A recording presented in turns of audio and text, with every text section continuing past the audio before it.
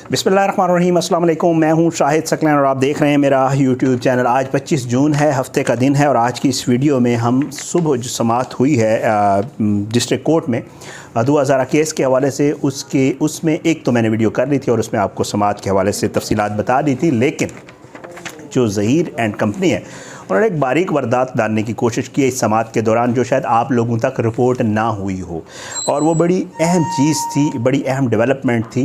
एक तो उसके हवाले से बात करेंगे और दूसरा जो है मैं आपको बताऊंगा कि दुआ ज़हरा की कराची वापसी के हवाले से जो है उम्मीद पैदा हो गई कि एक बार फिर जो है दुआ को कराची ले जाएगा।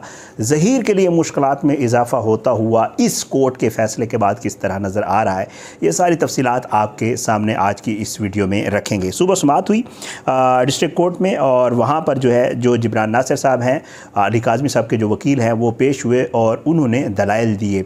एक तो दुआ ज़हरा अगवा के हवाले से दलाइल थे, लेकिन इस दौरान एक ख़ातून वकील जो है वो सामने आई और इन ख़ातून वकील ने जो है, क्योंकि आज आपको ये बता दूँ कि जो दो मुल्ज़मान गिरफ़्तार हैं जिनमें एक निकाह खान है और दूसरा गवाह है जो है ग़ुलाम मुस्तफ़ा, और जो दूसरा गवाह है उसके हवाले से आज उनको जो है वो अदालत लाया गया था जेल से।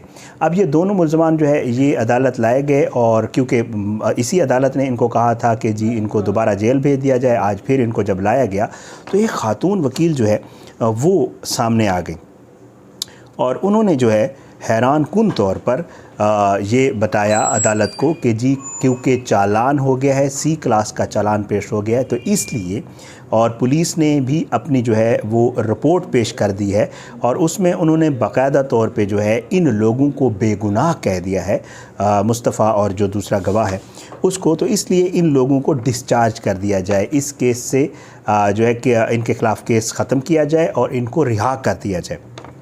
अदालत ने कहा कि जी अभी तो ठीक है, पुलिस ने जो है वो चालान सी क्लास कर दिया है, लेकिन अभी तक तो अदालत ने ये वाली रिपोर्ट जो पुलिस ने पेश की है इसको मंजूर ही नहीं किया, अभी अदालत ने इसके ऊपर फ़ैसला ही नहीं किया, तो कैसे जो है इन मुल्ज़मान को रिहा किया जा सकता है और इस हवाले से कोई कार्रवाई भी नहीं हुई।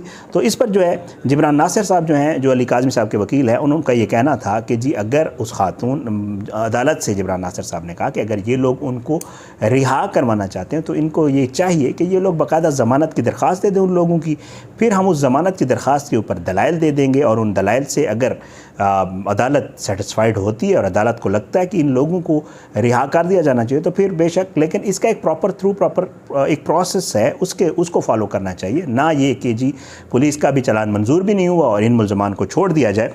तो इसके ऊपर जो है ये सारी जो है बहस हुई और जिब्रान साहब ने कहा कि बेशक आप ये लोग जो है अदालत को मुतमईन अगर इस चीज़ पे कर लें तो ये बात बनती है।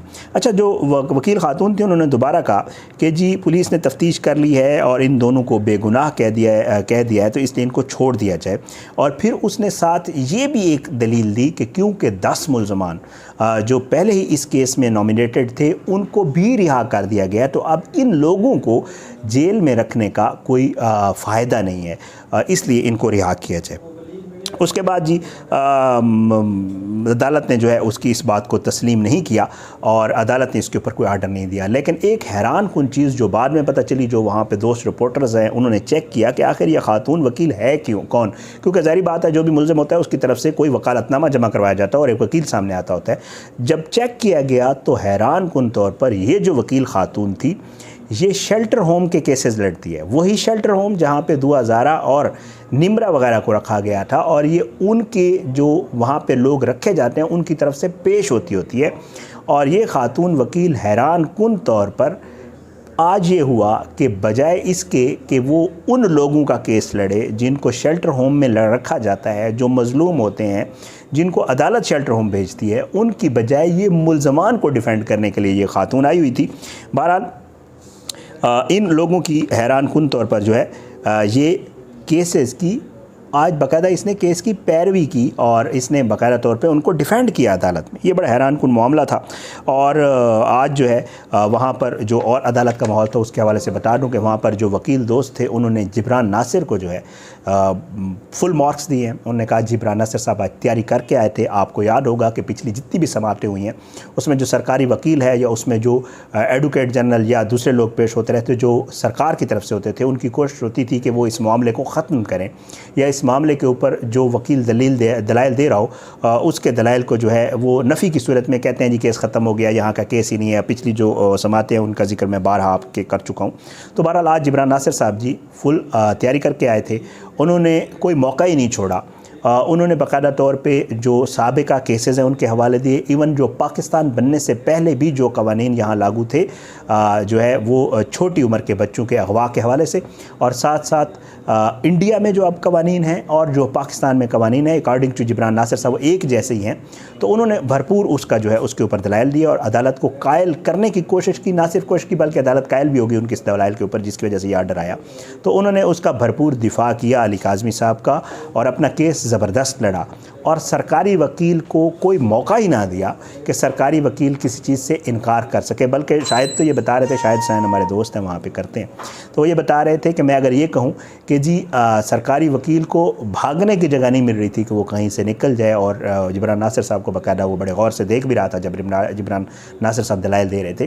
तो ये एक बारीक वारदात डालने की कोशिश की गई है। जब ये समाअत शुरू थी, मेन समाअत पे फोकस था, सारी चीज़ें उस हवाले से दलाइल दिए जा रहे थे। बीच में खातून वकील का आ जाना और फिर उन मुल्ज़मान के हवाले से दलाइल देना, उन जो मुल्ज़मान जो है वो जेल में हैं और कहा जाना कि क्योंकि 10 और को छोड़ दिया गया तो उनको भी छोड़ दें।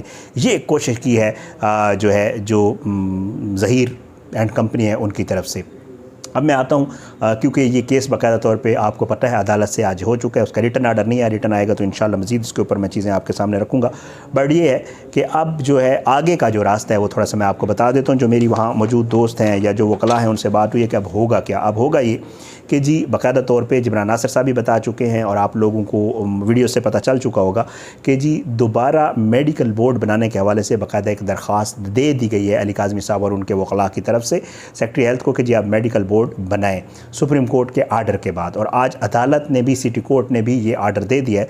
तो अब जो है इंशाल्लाह मेडिकल बोर्ड बनेगा। ये मेडिकल बोर्ड जो है ये तकरीबन 5 रुकनी होता है जिसमें मुख्तलिफ़ किस्म के डॉक्टर्स होते हैं। उसमें डेंटिस्ट भी होता है, एक रेडियोलॉजिस्ट भी होता है और भी कुछ डॉक्टर्स होते हैं। एक फ़ीमेल डॉक्टर होती है जिन्होंने बाकायदा तौर पे जो है वो मुआयना करना होता है और उस मुआयने से उम्र का तयन करना होता है। और क्योंकि ये मेडिकल बोर्ड 5 रुकनी होता है तो फिर राय होती है सब डॉक्टर्स की, तो उनमें से फिर आपको पता है कि वो जो अक्सरियत की राय होती है उसको तस्लीम किया जाता है।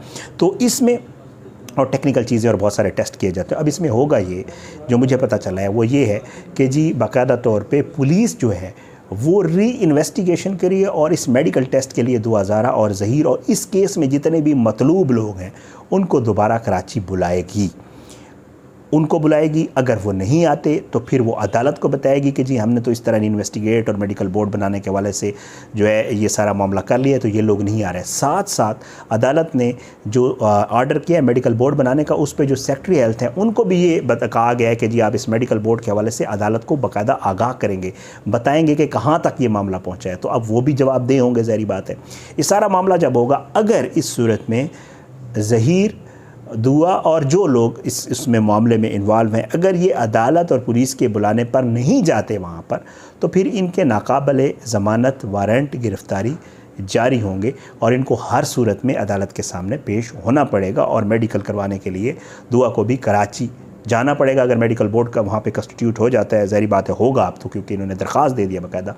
तो अब एक और उम्मीद पैदा हो गई है कि अब किसी भी सूरत में दुआ जो है और ज़हीर ये जाएंगे कराची। अब ज़हीर के लिए कौन सी मुश्किलात हो सकती हैं? अगर देखें, अगर इसमें जो माइनर वाला मामला है इसमें अगर दुआ की उम्र मेडिकल बोर्ड ये कह देता है कि इसकी उम्र कम है और इसकी उम्र 14 साल है, 15 साल है, जो मतलब इसमें निकल आती है, तो फिर बहुत सारी वो दफ़ात जो जिब्रान नासिर साहब आज अपनी मीडिया ब्रीफिंग में बता रहे थे कि बहुत सारी वो दफ़ात जो फिर इसके बाद, क्योंकि जिस दिन से ऑफेंस हुआ है उस दिन से उम्र चेक की जाएगी, तो उसके अलावा जितनी भी दफ़ात हैं जिसमें अगवा है, जिसमें रेप ज़िना है, क्योंकि अगर निकाह के बाद और माइनर है तो उसके वाले से बेला फुसला कर लेते हैं, अगवा में बहुत सारी और दफ़ात हैं जो लगाई गई हैं या लगाई जाएंगी, उसके मुताबिक जो है आगे मज़ीद इसके ऊपर फ़ैसला भी होगा।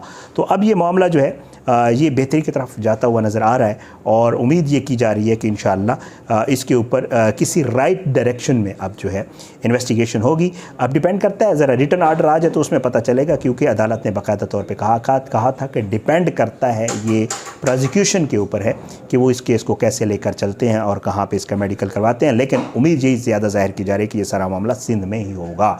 अब इसके बाद इंशाअल्लाह मज़ीद इसके हवाले से जितनी भी डेवलपमेंट्स होंगी, जितनी चीज़ें सामने आएंगी, कोशिश होगी इंशाअल्लाह कि वो सारी आपके सामने रख सकूँ। आज की इस वीडियो से इतने, आने वाली इस वीडियो तक इजाज़त दें। अपनी दुआ में याद रखा करें। अल्लाह पाकिस्तान कामी नासुर इसके खिलाफ साजिशें करने वालों को सुनाबूद करे।